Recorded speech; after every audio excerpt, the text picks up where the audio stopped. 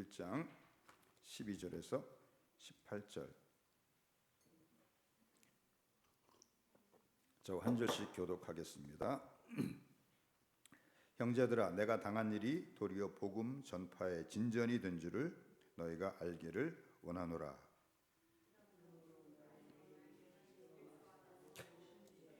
그 밖에 모든 사람에게 나타났으니 형제 중 다수가 나의 매임으로 말미암아 주 안에서 신뢰함으로 겁없이 하나님의 말씀을 더욱 담대히 전하게 되었느니라. 어떤 이들은 투기와 분쟁으로, 어떤 이들은 착한 뜻으로 그리스도를 전파하나니, 이들은 내가 복음을 변증하기 위하여 세우심을 받은 줄 알고 사랑으로 하나, 그들은 나의 매임에 괴로움을 더하게 할 줄로 생각하여 순수하지 못하게 다툼으로 그리스도를 전파하느니라. 18절 같이 읽습니다. 그러면 무엇이나 거칠어로 하냐 참으로 하나 무슨 방도로 하든지 전파되는 것은 그리스도니, 이로써 나는 기뻐하고 또한 기뻐하리라. 아멘. 오늘 말씀의 제목 같이 해보겠습니다. 고난과 복음의 진보. 여기 12절에 형제들아, 내가 당한 일이 도리어 복음 전파의 진전이 된 줄을 너희가 알기를 원하노라 그랬는데, 지난번 개역 한글 성경에는 간단하게 복음의 뭐가 됐어요?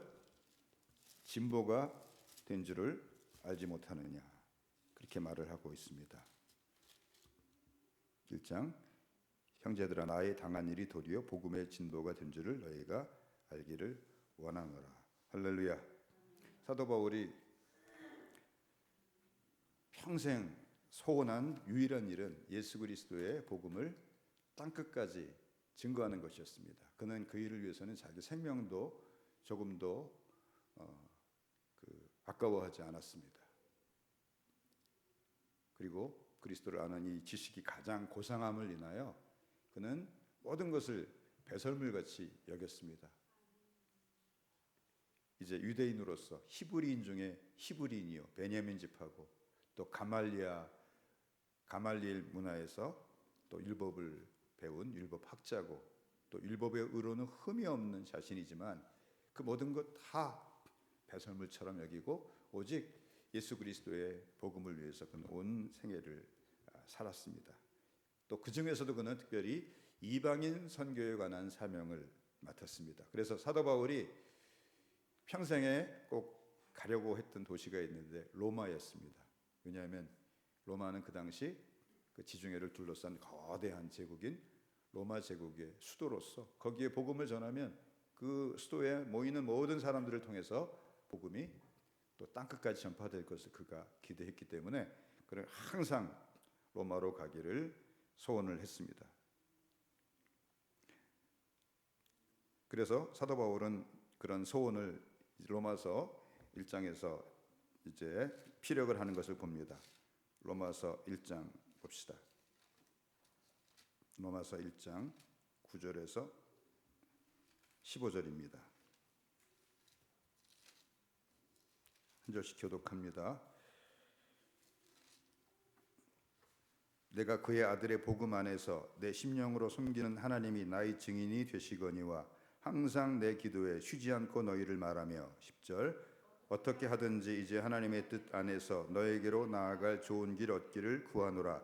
내가 너희 보기를 간절히 원하는 것은 어떤 신령한 은사를 너에게 나누어 주어 너희를 견고하게 하려 함이니, 이는 곧 내가 너희 가운데서 너희와 나의 믿음으로 말미암아 빛의 안위함을 얻으려 함이라.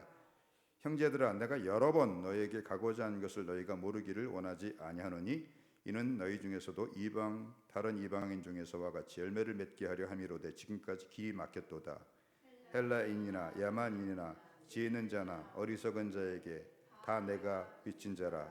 15절 같이 읽겠습니다. 그러므로 나는 할 수 있는 대로 로마에 있는 너희에게도 복음 전하기를 원하노라. 로마에 벌써 교회가 있었습니다. 이때가 서기 57년경인데 사도 바울이 지금 3차 선교 여행 중에 고린도에서 3개월 정도 머물 때 이 편지를 로마 교회에 이제 써보내고 있는 것입니다. 근데 사도 바울이 자기 평생의 소원이 로마에 가서 그 제국의 수도에서 복음을 선포하고 황제까지 복음을 선포하는 것이 사도 바울의 일생의 소원이었는데 길이 열리질 않는 거예요. 그래서 지금 로마 교회에 또 편지하면서 자기의 소원을 간절히 말하고 있는 것을 봅니다. 자, 그런데 지금 로마에 이미 교회가 있잖아요. 그렇죠? 예수 믿는 사람들이 있다는 얘기예요. 그런데 지금 15절 보세요. 같이 읽읍시다. 그러므로 나는 할 수 있는 대로 로마에 있는 너희에게도 복음 전하기를 원하노라.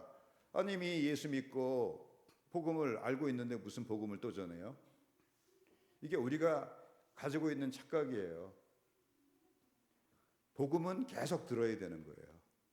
아멘. 그러니까 여러분들이 불신자에게도 전도하지만 하나님의 말씀을 잘 모르고 있는 사람들, 그런 사람들에게도 전도해서 복음을 듣게 해야 돼요. 우리 한국에 지금 신천지란 이단이 20만, 또 하나님의 교회 구 안상홍 중에 내가 50만 뭐 이래가지고 이단으로 인해서 한국 교회가 쑥대밭이 됐어요. 가장 큰 이유가 뭐예요? 교회를 30년 다니고 50년 다녔는데 복음을 들었어요? 못 들었어요? 복음을 못 들었으니까 그 호황된 정말 말도 안 되는 너무나 안타까운 그런데 사람들이 빠져드는 것이 아니겠습니까? 그러므로 무엇보다도 우리는 복음을 들어야 돼요. 할렐루야.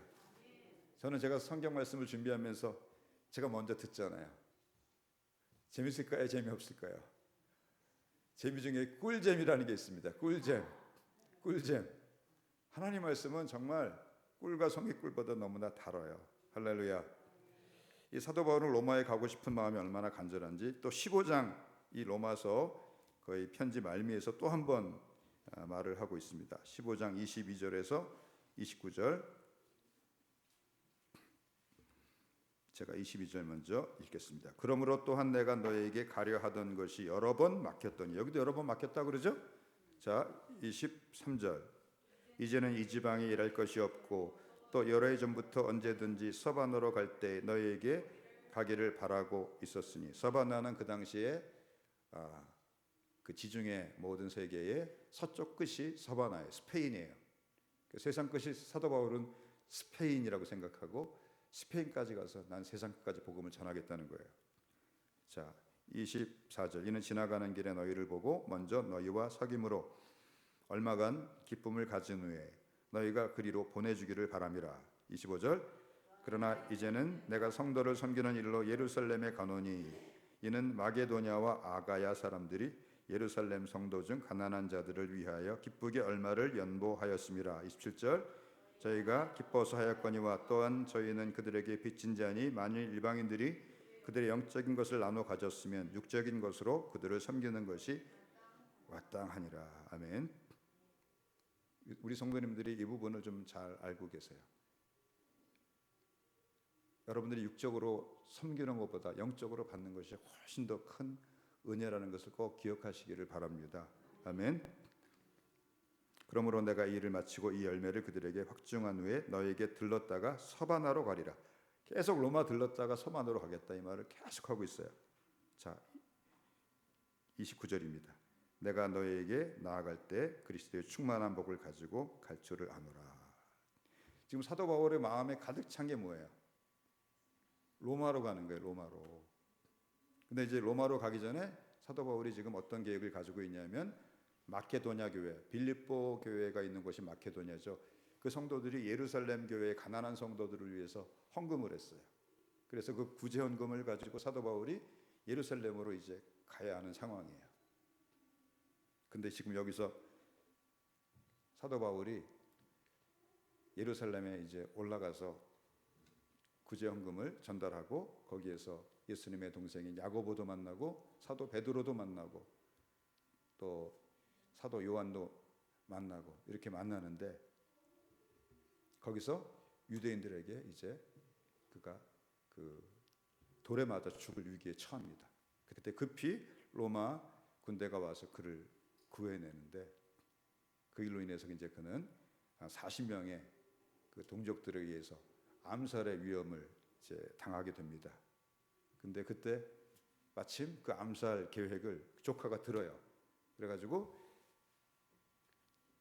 사도 바울에게 와서 그 고하니까 사도 바울이 천부장에게 그 자기 조카를 데리고 가게 해서 그 천부장이 그 소식을 듣고는 바로 군대 470명을 동원해 가지고 그를 이제 예루살렘에서 로마 총독의 관저가 있는 가이사랴라고 하는 해안 도시까지 밤에, 그것도 밤 9시에 군사 470명을 동원해서 호송을 해요. 기병 70명, 보병 200명, 창병 200명, 470명의 군사가 사도 바울 한 사람을 지키기 위해서 이 밤중에 떠나는 것을 볼 수가 있습니다. 그리고 이제 거기서 그는 이제 자기가 재판을 받고 바로 풀려날 줄 알았는데 그 로마의 총독 벨릭스라는 사람이 재판도 안 해요. 재판도 안 하고 한 번인가 재판 열고서 그 다음에는 그냥 가둬놓고 가끔가다 불러가지고 얘기 나누는 거예요. 혹 뇌물이나 받을까 하고. 그러니까 사도 바울이 그런 상태로 무려 2년을 갇혀 있었어요. 몇 년? 2년을 갇혀 있었어요. 사도 바울은 복음을 위해서 피가 끓는 사람이에요. 지금 복음의 일꾼들이 가뜩이나 부족한데 지금 내가 여기 지금 뭐 하고 있는 거야? 얼마나 답답했겠어요. 그래요, 안 그래요? 왜 하나님은 이렇게 일을 나한테 일을 못하게 하시는 거야? 이 일이 복음에 얼마나 방해가 되는데 빨리 나를 여기서 풀어달라고 얼마나 많은 기도를 드렸겠어요. 근데 안 풀어주는 거예요. 그때 마침 이제 총독이 바뀌어서 베스도라는 총독이 바뀌게 되고 또 우리가 잘 아는 예수님 당시에 유아들 2살 미만의 어린아이들을 수없이 죽인 헤롯 왕의 증손자인 아그리빠라고 하는 그 왕이 거기에 내려왔는데 다시 사도 바울을 신문해요. 그러면 사도 바울이 예수 그리스도의 죽으심과 부활을 막 그들에게 전도하니까 그들이 사도 바울아, 너는 많은 지식 때문에 내가 지금 정신이 미쳤구나. 위잉하는데요. 예.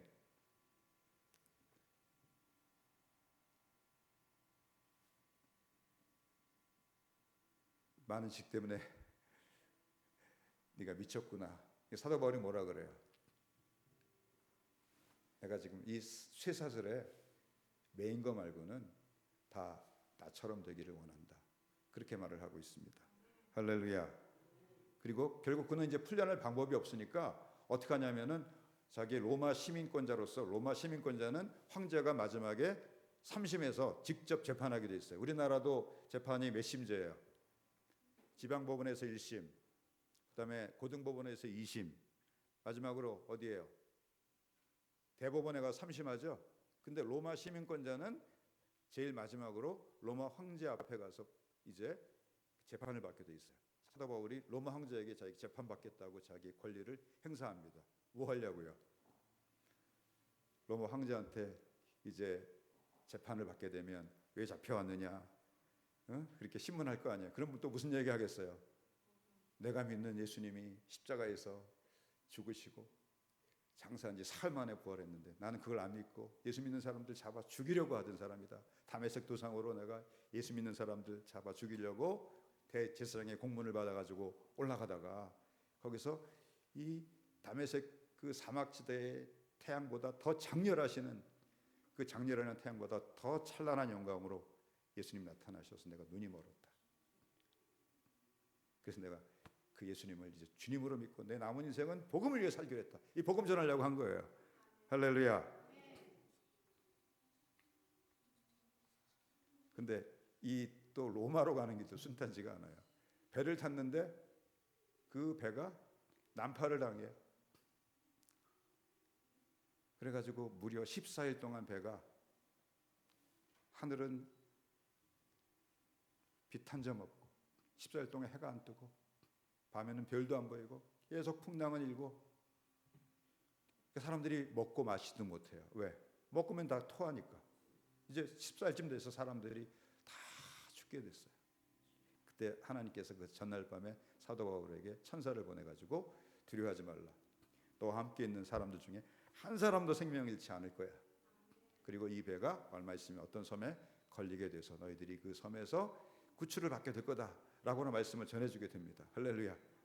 그래서 그 섬에 또 올라가서 또 거기서 3개월을 지내면서 또 그 섬의 제일 높은 사람인 법을 이룬 사람 아버지의 그 열병을 고쳐주고 이런 일들을 또 하고서 천신만고 끝에 또 로마에 도착을 해요. 근데 로마에 도착했는데 또 재판을 바로 해줘야 안 해줘요? 황제가 만나주질 않아요. 그래서 또 2년 동안 거의 감금 상태로 그가 이제 시간을 보내게 됩니다. 무려 몇 년 동안을 허송세월한 거예요. 거의 4년 반, 5년을 그가 허송세월한 거예요. 우리도 살다 보면은 허송한 세월처럼 느껴지는 게 있죠. 있으실 거예요. 저도 있어요. 근데 사도 바울이 처음에는 그 로마의 감옥에서 불평했어요. 처음에 불평했어요. 왜 내가 복음을 전하겠다고 하는데 나보러 임금들과 또 이방인들에게 복음을 전하는 그릇으로 사용하시겠다고 약속하셨는데 이게 뭡니까? 이게 뭡니까? 하고 막 불평을 하다가 어느 순간에 이제 사도 바울이 그 현실에 적응하면서 이제 자기가 할 수 있는 일들을 하나씩 하기 시작했어요. 그게 뭐냐면 자기가 개척했던 교회에다가 편지를 써보내는 거예요. 그래서 거기서 편지를 내게 씁니다. 첫 번째 편지가 우리가 잘 아는 골로새서. 그 다음에 두 번째 편지가 골로새에서 오네시보로라고 하는 노예가 도망을 해요. 그러다 사도 바울과 같은 감옥에 갇혀서 사도 바울을 통해 예수를 믿게 돼요. 그래서 그를 주인인 빌레몬한테 돌려보내면서 빌레몬한테 쓴 빌레몬서. 또 세 번째가 에베소서. 그리고 이제 거의 그 감옥 생활이 끝날 때쯤 쓴 게 뭐예요? 이 빌립보서예요. 그러니까 거의 5년 동안 감옥에 갇혀가지고 죽을 고생하고 그러면서 나는 왜 이렇게 세월을 허송하게 하시는가 하는 큰 고생 가운데 그가 이제 마지막으로 써보낸 편지가 빌립보서인데 드디어 이 빌립보서에서 그는 놀라운 고백을 하게 됩니다. 빌립보서 1장 12절에 그가 이렇게 말을 하고 있습니다. 형제들아, 나의 당한 일이 도리어 복음 전파에 진전이 된 줄을 너희가 알기를 원하노라. 또 지난번 개역 한글 성경 번역으로 하면 형제들아, 나의 당한 일이 도리어 복음의 진보가 된 줄을 너희가 알기를 원하노라. 자기는 5년 동안 감옥에 갇혀가지고 복음 사역에 있어서 큰 이제 지장이 생기고 자기가 복음을 못 전하니까 하나님의 나라의 복음이 전 세계에 선포되는 그 일에 큰 어려움이 있다고 생각을 했는데 보니까 어떤 일이 벌어졌어요. 복음 전파에 놀라운 진보가 이루어졌어요. 할렐루야.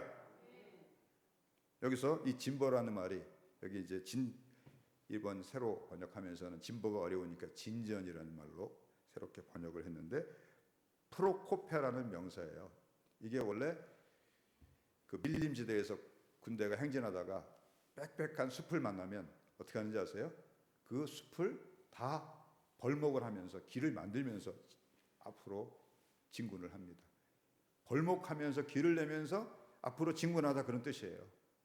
그러니까 자기는 5년 동안 아무 일 안 했다고 느꼈는데 하나님께서는 그 복음 앞을 가로막고 있는 수많은 그 대적들을 마치 벌목하듯이 하나씩 쳐내는 그 일을 하고 계셨다는 거예요. 할렐루야. 지금 사실은 누가 이렇게 사도 바울로 하여금 예루살렘에서 지금 로마로 가야 되는데 누가 그렇게 못 가게 막는 거예요?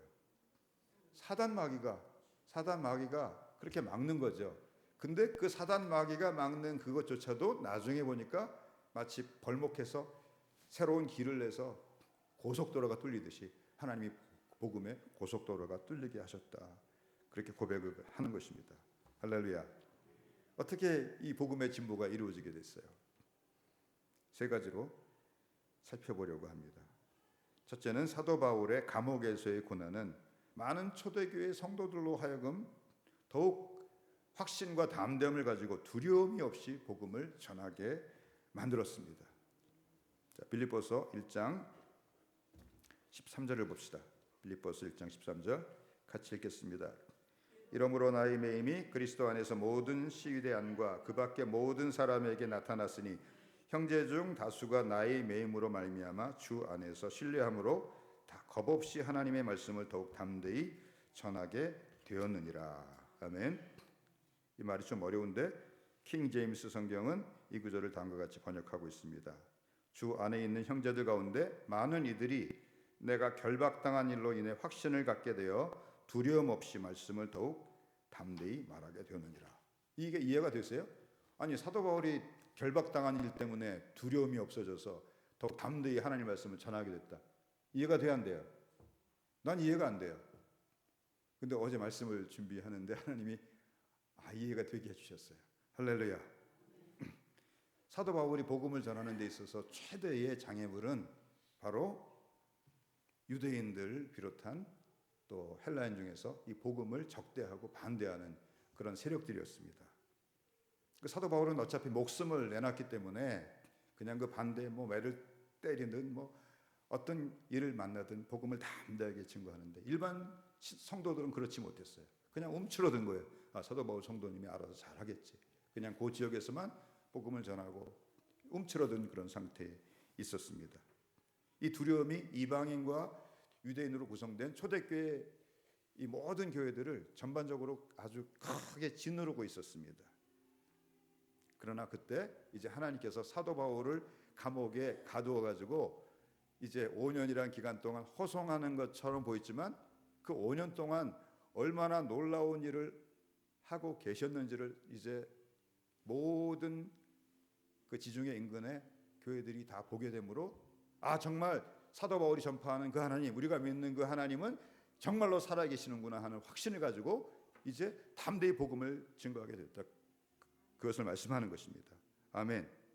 사도 바울이 그 당시 모든 초대교인들, 두려움에 떠는 많은 성도들에게 복음을 전하고 담대히 전하게만 하면 하나님이 지켜주시고 보호해 주시고 죽을 가운데서 살려주시고 필요한 모든 것들 공급해 주신다라고 하는 확신을 가지게 만들었다는 것입니다. 할렐루야. 사도 바울이 일종의 그 모든 그 초대교회 성도들에게 하나님의 살아계심을 알리는 등대와 같은 역할을 감당하게 되었어요. 할렐루야.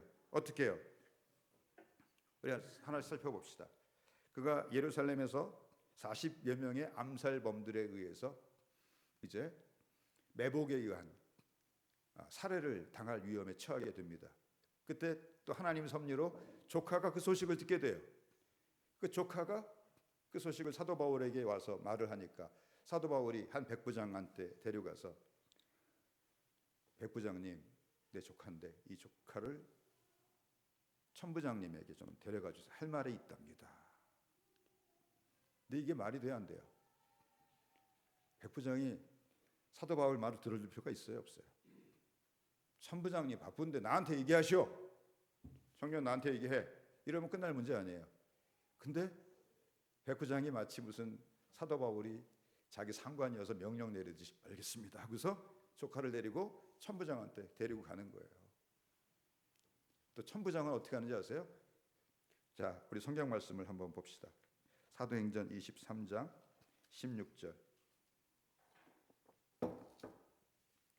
사도행전 23장 16절. 바울의 생질이 그들이 매복하 있다 함을 듣고 와서 영내에 들어가 바울에게 알린지라. 바울이 한 백부장을 청하여 이르되 이 청년을 천부장에로 인도하라. 그에게 무슨 할 말이 있다 하니. 왜 백부장에게 그냥 사도 바울이 바로 말하라고 하지 않았을까요? 백부장은 그런 권한이 없어요. 결정권이 없어요. 그리고 괜히 사도 바울에게 이 암살 소식이 전해졌다는 소문만 나게 생겼으니까 사도 바울이 천부장한테 직접 가서 얘기를 하게 만드는 것입니다. 18절. 천부장에게로 데리고 가서 이르되 당신의 죄수 바울이 나를 불러 이 청년이 당신께 할 말이 있다 하여 데리고 가기를 청하더이다 하매, 천부장이 그의 손을 잡고 물러가서 조용히 묻되 내게 할 말이 무엇이냐. 성도 여러분, 이걸 보고 좀 이상하다고 생각 안 하셨어요? 지금 백부장이 사도 바울의 조카 손을 잡고서 천부장한테 데려왔어요. 백부장님, 천부장님, 이 백부장이 말을 합니다. 천부장님한테 이 청년이 드릴 말씀이 있답니다. 백부장, 내가 얼마나 바쁜지 몰라? 이렇게 사전에 예약도 없이 불쑥불쑥 찾아오면 어떻게 돌려보내? 이러면 끝나는 거죠. 근데 어떻게 해요? 19절 보세요. 천부장이 그의 손을 잡고 물러가서 조용히 묻되 내가 할 말이 무엇이냐. 손을 잡아야 어떻게 해요? 조용히 잡고서 뒤로 물러가서 백부장 못 듣게. 마치 무엇에 홀린 사람 같지 않아요? 그래서 그 사도 바울의 조카가 지금 40여 명이 사도 바울을 죽이려고 매복해 있습니다. 그 소식을 전해주니까 이 천부장이 어떻게 해요?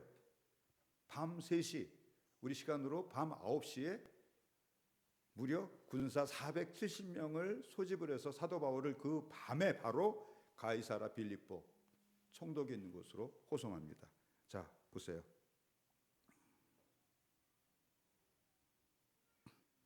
23절 백부장 둘을 불러 이르되 밤 제3시에 가이사랴까지 갈 보병 200명과 기병 70명과 창병 200명을 준비하라 하고 또 바울을 태워 총독 벨릭스에게로 무사히 보내기 위하여 짐승을 준비하라 명하며, 말도 한 필 사도 바울을 태워가지고 보내는 거예요.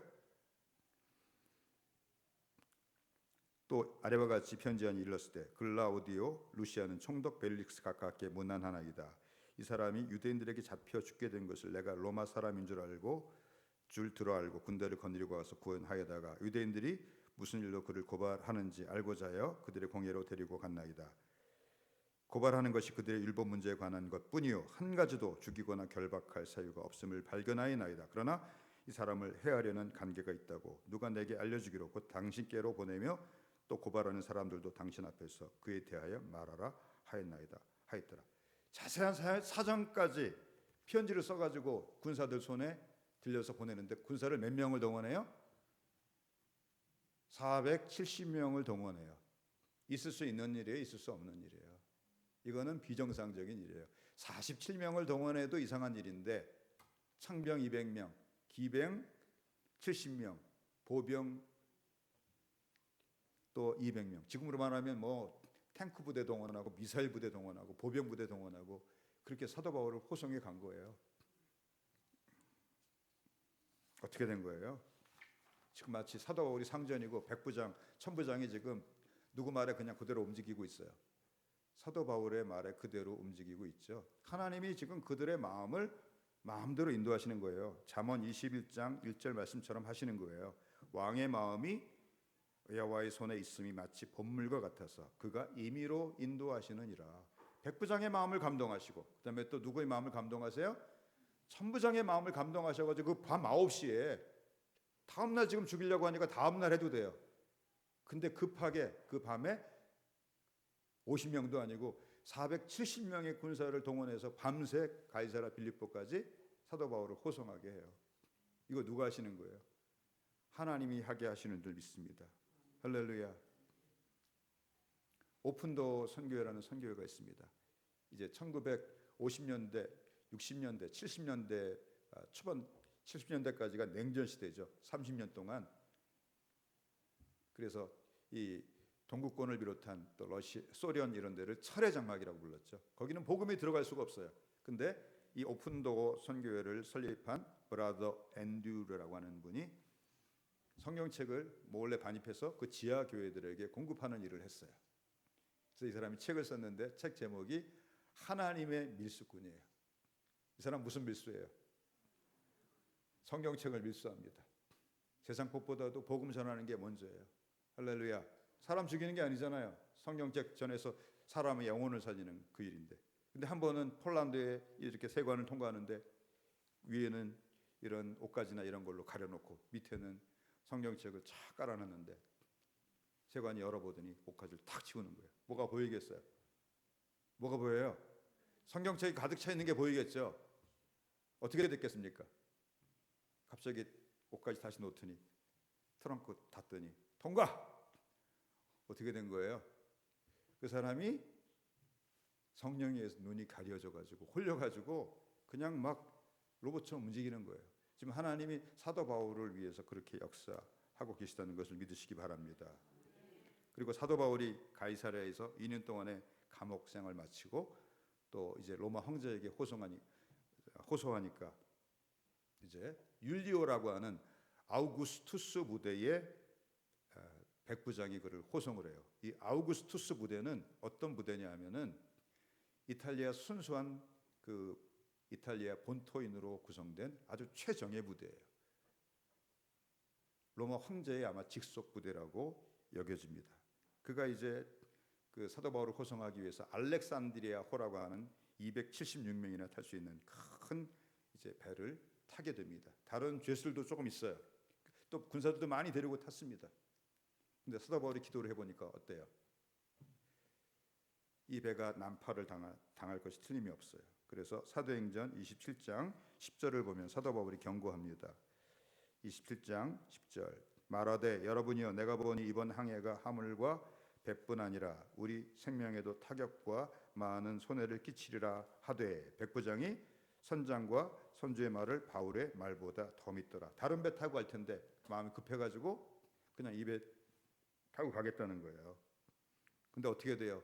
사도 바울의 말대로 배가 출항하자마자 얼마 되지 않아서 유라굴로라고 하는, 우리로 말하면 태풍을 만나가지고 배가 14일 동안을 그 지중해를 이리저리 막 떠다녀요.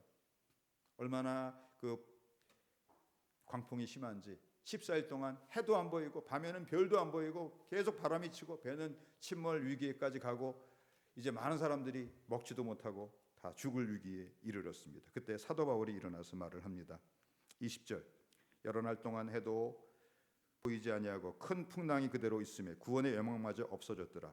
여러 사람이 오래 먹지 못했음에 바울이 가운데 서서 말하되 여러분이여 내 말을 듣고 글에 대해서 떠나지 아니하여 이 타격과 손상을 면하였더라면 좋을 뻔하였느니라. 지금 누가 할 말이 없겠어요. 선장, 선주, 또 백부장 율리오 다 할 말이 없죠. 사도 바울 말 들었으면 죽어요? 살아요? 살았을 텐데 지금 죽게 생겼어요. 근데 뭐라고 말을 해요? 내가 너희를 권하노니 이제는 안심하라. 너희 중 아무도 생명에는 아무런 손상이 없겠고 오직 배뿐이라. 내가 속한 바 곧 내가 섬기는 하나님의 사자가 어젯밤에 내 곁에 서서 말하되 바울아 두려워하지 말라. 내가 가이사 앞에 서야 하겠고 또 하나님께서 너와 함께 항해하는 자를 다 내게 주셨다 하였으니 그러므로 여러분이여 안심하라. 나는 내게 말씀하신 그대로 되리라고 하나님을 믿노라. 그런즉 우리가 반드시 한 섬에 걸리리라. 여러분 중에 한 사람도 죽지 않고 다 살아날 것입니다. 그리고 배가 한 섬에 걸려서 우리가 그 섬에 상륙하게 될 것입니다. 그리고 누구 말대로 돼요? 사도 바울의 말대로 배가 이 멜리데, 지금의 스페인 남쪽에 있는 말타라고 하는 섬 거기에 걸려가지고 이제 그 배가 육지에 끼어서 막 깨져가니까 죄수들이 도망하려고 그래요. 그러니까 죄수들이 도망하면 로마 군사들은 자기가 대신 사형을 당하게 돼 있어요. 그러니까 백부장한테 사도 바울을 비롯한 죄수들을 다 죽입시다 그렇게 건의를 합니다. 근데 하나님이 그 율리오라고 하는 백부장의 마음을 감동시키셔가지고 사도 바울을 살리려고 너희들이 먼저 해변가에 헤엄쳐가서 거기서 칼 빼들고 지키고 있어. 그걸 지키고 있는 가운데 죄수들 한 사람 한 사람씩 이제 헤엄쳐 나가게 하고 그 다음에 사람들 이런 널판지 같은 거 짐 타고서 해서 270명 중에 276명 중에 한 사람도 죽지 않고 다 살아남아요. 누구 말대로 다 됐어요. 사도 바울 말대로 다 됐어요. 그러니까 그 다음부터는 선장 말 들어요, 선주 말 들어요, 백부장 율리오 말 들어요, 사도 바울의 말 들어요. 사도 바울의 말 들어요. 사도 바울이 안심하라 그러면 안심하고 밥 먹으라 그러면 밥 먹고. 그러면서 276명이 누구를 만나게 됐어요? 사도 바울이 믿는 하나님과 우리 주 예수 그리스도를 만나게 되었습니다. 할렐루야. 일이 얼마나 놀라웠는지 생각해 보세요. 지금도 이 지중해를 막 배를 타고 여행하는 거 지금으로 말하면 세계 여행이에요. 비행기 타고 뭐 미국 가고 뭐 영국 가고 이런 일이에요. 지금도 비행기 지금 많이 타는데도 그 일이 우리에게 흔한 일이에요. 드문 일이에요. 드문 일이죠. 근데 그렇게 막 비행기 맨날 타고 다니는 사람 있죠. 제가 아는 한 분도 뭐 100만 마일리지를 쌓았대요. 비행기를 얼마나 많이 탔는지. 그러니까 지금 여기 276명 죄수들 빼고는 대부분 어떤 사람들이에요? 그 당시 지중해 세계에서 돈 있는 사람들이에요. 지위가 있는 사람들이에요. 왜? 지중해를 배를 타고 왕래할 정도면은 돈이 어마어마하게 듭니다.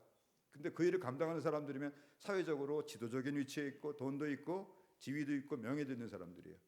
그리고 그 사람들은 어떤 사람들이에요? 그 지중해 뭐 스페인, 이태리, 로마 또 뭐 소아시아 또 사도 바울 원래 그 본부교회가 있는 안디옥 여기저기서 다 모여있는 전 세계의 모든 사람들이 그 배에 타고 있었어요. 아멘. 그들이 거기서 누굴 만났어요? 하나님과 살아계신 우리 주 예수 그리스도를 만났어요. 할렐루야. 그들이 돌아가서 무슨 얘기 하겠어요? 우리가 사도 바울이라고 하는 예수라는 사람이 부활했다고 주장하는 이상한 사람을 하나 만나가지고 같은 배를 타고 왔는데, 그가 풍랑 만난다고 배 떠나지 말라고 했는데 선주하고 선장의 말 안 듣고 떠났다가 우리가 14일 동안 거의 죽을 뻔했어. 근데 사도 바울이 어젯밤에 천사가 나타나서 너희 중에 한 명도 죽지 않는다고, 우리 한 섬에 걸리게 된다 그랬는데, 그 말대로 우리가 한 사람 죽지 않고 그 말한 그 섬 멜리데 말타란 섬에 걸려서 거기서 살아났어. 그리고 사도 바울이 거기 가서 우리 춥다고 불을 피워주는데 독사가 나와가지고 그 손을 물었는데 우리는 금방 죽을 줄 알았는데 그는 죽지도 않아.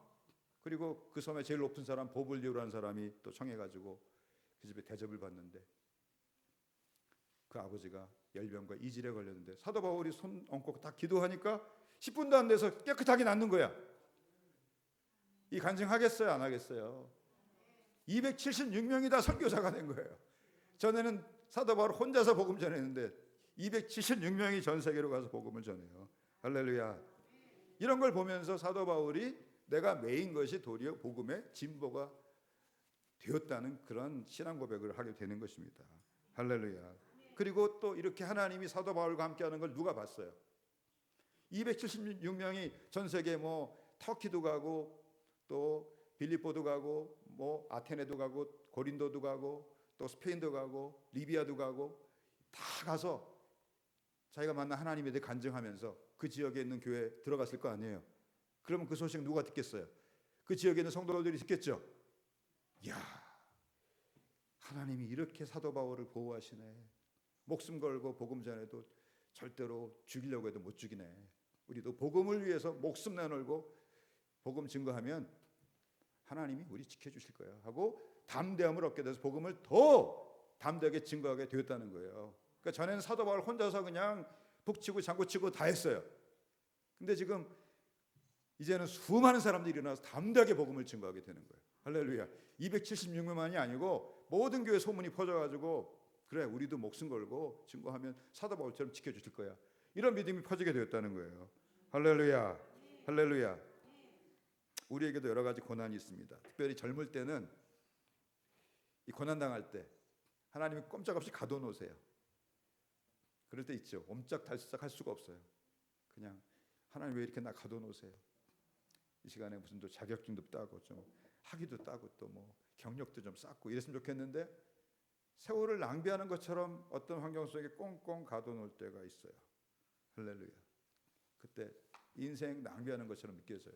저도 그럴 때가 있었어요.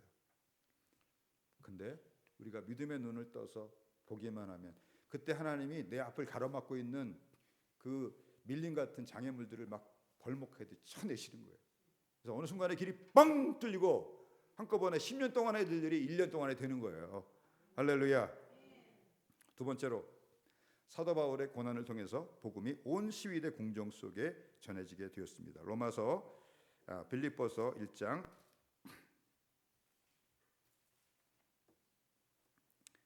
13절입니다. 이러므로 나의 매임이 그리스도 안에서 모든 시위대 안과 그 밖에 모든 사람에게 나타났으니, 여기 시위대는 말이 헬라어로 프라이토리온인데 로마 황제의 친위대를 가리키는 말이에요.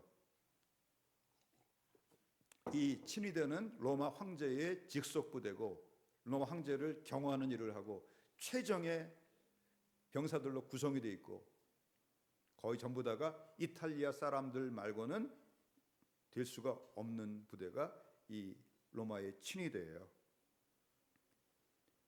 로마의 초대 황제인 아우구스투스, 사도 바울을 호송한 그 율리오라고 하는 백부장이 소속된 부대가 어디라 그랬어요? 아우구스투스 부대라 그랬죠. 아마 이 친위대에 소속된 어떤 부대 중에 한 부대라고 생각을 합니다. 그래서 그 규모가 황제마다 다르긴 하지만 아우구스투스 황제 때는 약 9,000명에서 10,000명, 또 많을 때는 16,000명까지 이들이 황제를 지키기 위해서 어디에 머물렀겠어요? 황제가 사는 황궁을 지키는 거예요. 그러니까 이들이 사는 곳이 어디예요? 황궁이에요. 황궁. 그래서 킹 제임스 버전에는 이 시위대라고 번역을 안 하고 궁궐이라고 번역을 했어요. 그리하여 그리스도 안에서 내가 결박당한 일이 온 궁궐 안과 다른 모든 곳에 드러나게 되었다. 궁궐이라고 번역을 하고 있어요. 앞에서 말씀드린 대로 이 율리오라고 하는 백부장이 속한 부대가 무슨 부대예요? 아우구스투스 부대예요. 친위대일 가능성이 90% 이상이에요. 이 사람이 친위대장에게 보고했겠죠. 그리고 아마 친위대장이 이 율리오를 끌고 가서 로마 황제 이제 네로에게 보고하게 했다고 전설에 의하면 전해져요. 무슨 보고했겠어요? 그는 키가 작아도 보통 사람이 아닙니다. 그가 믿는 신은 보통 신과는 다릅니다. 그는 우리 배가 유락으로 광풍에 끌려다닐 것 미리 알고 있었고, 또 우리가 14일이나 광풍에 끌려다니면서 물 한 모금 먹지 못해 다 죽게 되었는데, 그때 일어서서 어젯밤에 천사가 말하기를 너희 중에 한 사람도 생명 잃지 않고 한 섬에 걸려서 다 살아난다 그랬는데 그대로 되었습니다. 독사가 물어도 안 죽어요. 이 사람은 그가 손을 얹으니까 그 보블리오라고 하는 말타 섬의 제일 높은 사람 아버지가 즉시로 났어요. 그래서 그 섬에 또 많은 사람들이 와서 고침을 받았어요. 그가 믿는 예수는 정말 부활했을지 몰라요. 이렇게 복음을 증거했지 않겠어요? 할렐루야. 그래서 전설에 의하면 밤중에 사도 바울이 갇혀 있는 그 감옥으로 그 고관들이 한 사람 한 사람씩 찾아왔다고 해요. 뭐라고 물었겠어요? 율리오가 보고한 그게 다 사실입니까? 그럼 사도 바울은 뭐라 그래요? 다 사실입니다. 우리 주 예수 그리스도는 지금도 살아계십니다. 당신도 주 예수를 믿으십시오. 그러면 당신과 당신의 집이 구원을 받을 것입니다. 그래서 고관들이 한 사람 한 사람씩 주님 앞으로 돌아오는 거예요. 할렐루야. 그리고 또 사도 바울을 이 감시하던 로마의 이 시위대, 친위대원들, 이 사람들은 아무나 될 수가 없고 이탈리아 사람만 될 수 있다 그랬죠. 그리고 거기도 뭐 소대장 있고 또 분대장 있고 중대장, 뭐 대대장 이렇게 있을 거 아니에요. 거기에 로마 귀족들, 황족들의 많은 자제들이 거기 들어가서 이제 군인으로서 수업을 받는 거예요. 그러니까 명문 집안의 자제들이 많죠. 그들이 사도 바울을 골고루 이제 지켜요. 사도 바울 옆에서 지키다가 심심하니까 당신이 율리오 백부장이 말하던 그 사람이요. 그러면 사도 바울의 입에서는 뭐가 나와요? 자기가 믿는 예수님 쭉 간증하는 거예요. 뭐 끝이 없죠. 일제시대 때 최건능, 최봉석 목사님이라는 분이 계세요. 만주에 수많은 교회를 세웠어요. 근데 이분이 이제 서울에 와서 전도를 하는데, 이분은 전도가 간단합니다. 예수 천당, 불신 지옥. 근데 로마 그 일제 시대 때 그 경찰서장이면은 얼마나 그 이 칼 차고 다니고 얼마나 무서워요. 헌병대장이 지나가는데 그 사람에 대고서 예수 천당, 불신 지옥. 그러니까 이 말이 놀래가지고 막 그러다가 이 헌병대장이 떨어졌어요. 어떻게 했겠어요? 자기 헌병대를 데리고 들어가서 두들겨 패는 거예요. 두들겨 팰 때마다 한 대 맞으면 예수 천당, 두 대 맞으면 또 뭐예요? 불신지옥, 또 세 대 맞으면 예수 천당. 이 헌병대장이 질려가지고 넌 어떻게 됐길래 왜를 맞는데 예수 천당, 불신지옥밖에 없느냐? 내 속에는 예수가 가득 차 있어서 나를 때리면 예수밖에 나올 게 없다. 할렐루야. 사도 바울도 건드리면 나올 게 뭐밖에 없어요. 주 예수를 믿으라. 그래야 너와 내 집이 구원을 얻으리라. 그래서 친위대를 통해서 또 친위대 자기 아버지, 로마 원로원 귀족들, 로마의 고관 대작들이 수많은 사람들이 예수를 믿게 되는 거예요. 그래서 이제 2, 3년 후면은 이 네로 황제에 의해서 대박해가 일어나게 되는데, 그때는 벌써 네로의 삼촌하고 또 친척들이 예수님을 믿고 있었어요. 예, 빌립보서에 나와요. 빌립보서 4장 22절을 보시기 바랍니다. 빌립보서 4장 모든 성도들이 너에게 문안하되, 로마에 있는 성도들이 문안한다는 거예요. 빌립보 교회 성도들에게. 특히 가이사의 집 사람들 중 몇이니라. 누가 지금 로마에 있는 사람들 중에서 누가 빌립보 교회 성도들에게 문안을 해요? 가이사의 집. 가이사의 집이 누구예요? 가이사가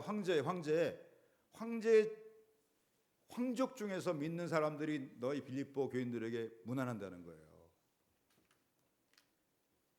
그러니까 사도 바울이 시간은 오래 걸렸지만은 이 로마 감옥에 갇혀와 가지고 어떤 일이 벌어진 거예요?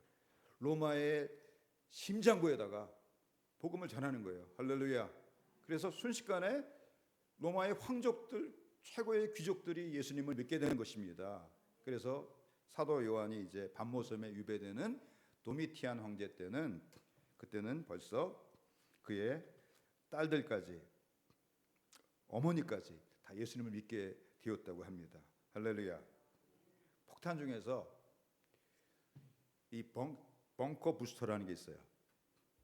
요새는 이제 폭탄들이 많으니까 지하 벙커를 만들고 콘크리트를 이렇게 치죠. 그리고 그 밑에 가서 숨어 있어요. 누가 그랬겠어요? 김정은. 언제 죽을지 모르니까 김정은이 그런데 숨어 있는 거예요. 근데 제가 TV에서 타우루스라고 하는 독일제 그 공대지 미사일을 봤어요. 우리나라 F-15K 거기다가 이 타우루스라고 하는 이 독일산 미사일을 장착을 해가지고 발사하면 사거리가 500km예요. 그러면 이 미사일은 높게 안 나르고 낮게 날라요. 그 순항 미사일이라고 그러죠.